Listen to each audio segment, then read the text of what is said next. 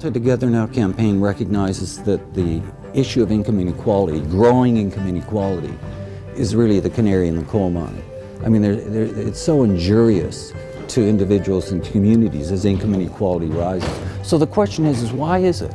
Who did it? Why is income inequality rising each and every year for 30 years? Well, I mean, I think as unions, I think it's been a long time issue. We're always fighting around the issues of income inequality. We're trying to make sure that we're getting the message out in regards to what's happening out there, and the fact that, quite honestly, that the rich are getting richer and the middle class and the poor are just getting poorer. In Hamilton, which has been very hard hit for a number of years, I've lived there for close to 30 years, and I've watched how recessions have impacted the community. I've watched the poverty levels increase.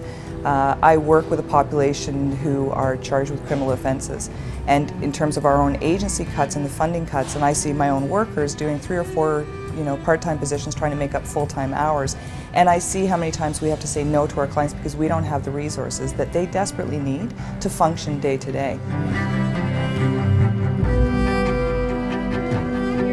I can assure you that we can still fill Cops Coliseum 5 times with the number of people who live in poverty in Hamilton.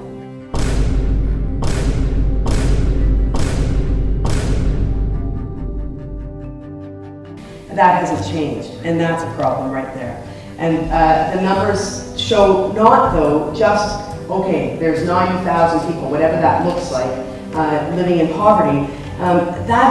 We announced that, back 6 or so years ago.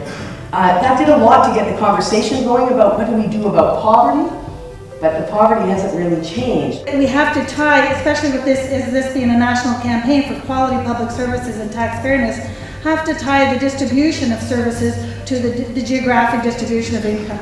For example, in downtown Hamilton, over the time period we're talking about since 1980, we have seen service after service flee the downtown. We've seen school closures that are the children in the downtown and teenagers in the downtown have had their schools closed, all in the name of economies of scale. We're seeing management growing in their numbers, we're seeing our workers decreasing in numbers. We're seeing managers get bonuses and increases in salaries, and we're seeing our workers having to take cuts.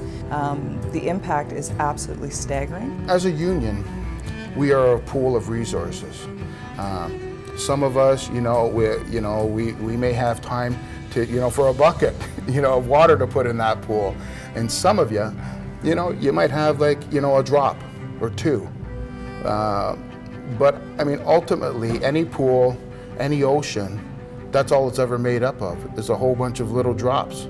So I think everything a person can do, every little bit a person can do, as small or as middle or as big as you can do, is going to help everybody. That's what we're about. That's what we're about as a union. That's what we're about as a people. I think that's what we're about as Ontario. I think a big part of our job is to always look for who doesn't have the energy left to make that, to voice a concern, and then we pick it up.